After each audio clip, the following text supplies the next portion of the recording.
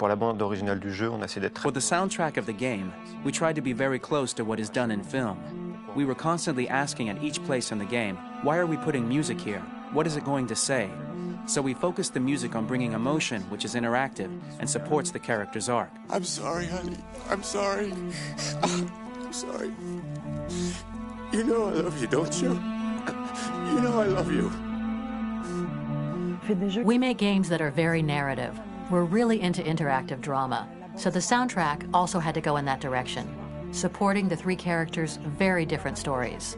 We really wanted three colors, three musical sound identities, and from there, having three composers made sense, since the story of Kara, Marcus, and Connor are all completely different.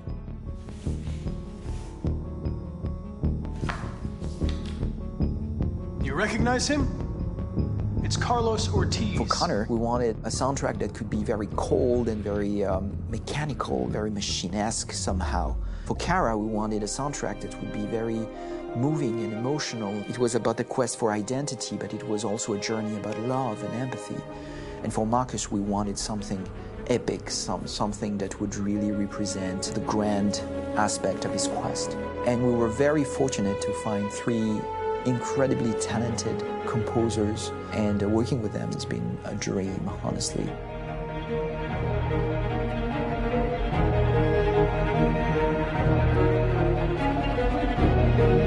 My name's Philip Shepherd, and I'm a composer and a cellist and a producer, and today we're at Abbey Road Studio One, which is my favourite studio in the world, and today we're recording the soundtrack for Kara from Become Human.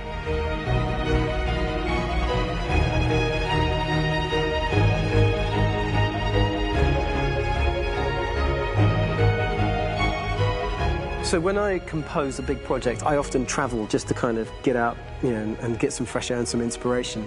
And I go hiking and traveling in Montana a lot. I had a log fire in the room that I was staying in, and the flames were kind of making absolutely direct music. And it became the basis for Kara's theme, and it sounds something like this.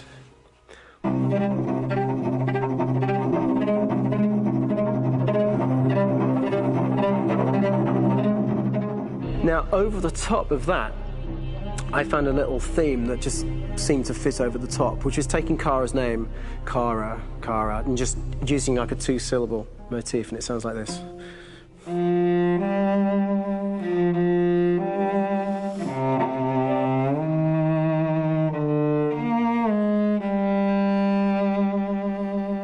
going to pull through this, Alice.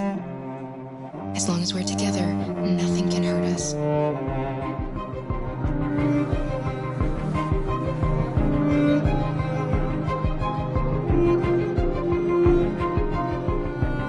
And all the time that's fitting over.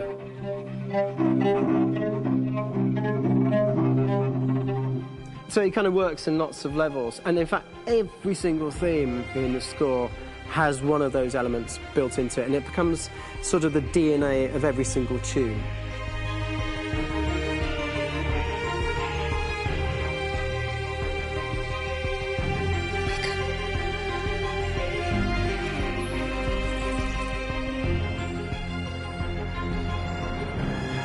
For me, writing this theme for Kara, I actually had to tap into what it feels like to be a father to daughters.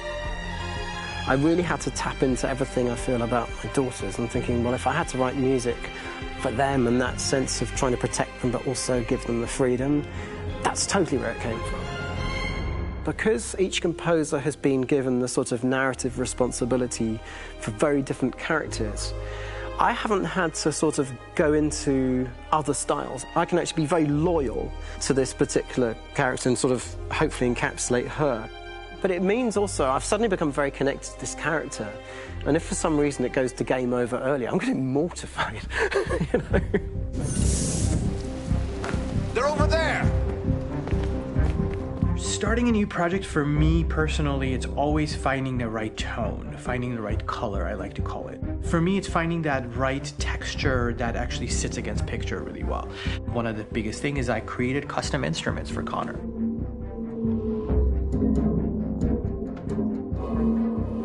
I pulled out all my vintage synthesizers to be able to capture this robotic person, if you will. My approach to all of these custom instruments is that I hear the sound in my head. And either I could just come into the piano and just be like, all right, so I'm going to just get on the computer and just create it. I rather be able to play these instruments physically. Oh, that's nice. You can do the...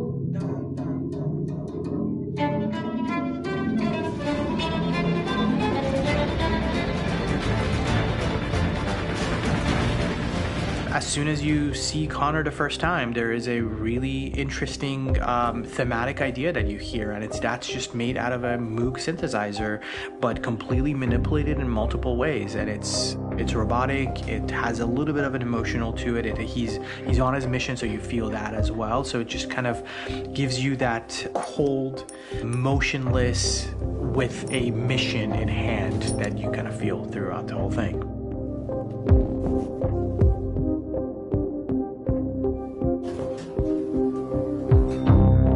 Because the music evolved, one of the things that I was very weary and I was very kind of focused on was the way that the music has to evolve. So my idea behind it was that Connor is a singular android that could at any point become a deviant or could actually stay as an android. So I created a more or less an Connor theme, and then I was able to just manipulate it in different aspects of it. Is everything okay, Lieutenant? Chris was on patrol last night. He was attacked by a bunch of deviants. I'm a human being writing for a robot. And throughout Connor's journey, he meets someone, he meets a partner. So how do you deal with a robot feeling? And I've met a partner that I'm gonna work with, or all of a sudden he sees a dead body. Does this robot have an imagination? Does this robot have a feeling? And if yes, how do you translate that into non-emotional music? So it basically at any point I was just like, I can't do this, and then I just do it. Property was damaged and fires continued to rage in several major districts across the city. Some people are asking, have androids become a threat to our security? When I first started really digging in on Marcus, the one thing that I really tried to capture was the transformation process. You know, Marcus is this android that evolves over the course of the game and really goes from kind of figuring out that he's more than just an android. You know, he's starting to develop kind of a human soul in a way. Try to imagine something that doesn't exist, something you've never seen. Now concentrate on how it makes you feel and let your hand drift across the canvas. The other side of Marcus that I really latched onto was that he almost became a savior for a lot of the other androids in the game. So when I started developing the theme for Marcus, I really made it like a church hymn.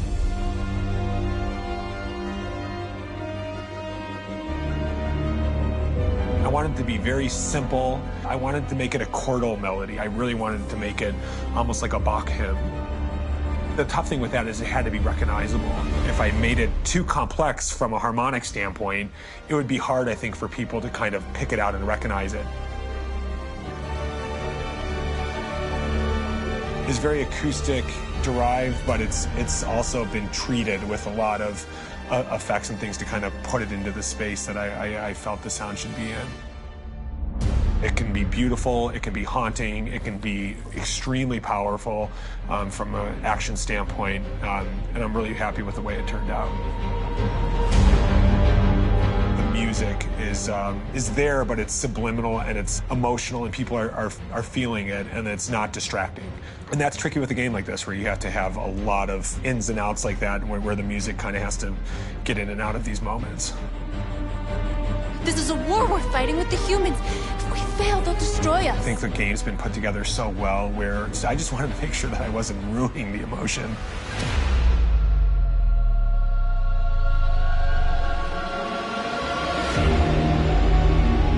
I gotta be honest, when we first started on this path, I said, oh man, this could be pretty messy, you know? I mean, it could feel disconnected, and But I mean, it's amazing how they really guided us and got us to really kind of all be in the same world, but at the same time feeling completely different. So it's really going to stand out and kind of be one of those games where people are really going to notice the music and kind of how it was crafted, and and all the hard work that went into being able to pull it off in a graceful way.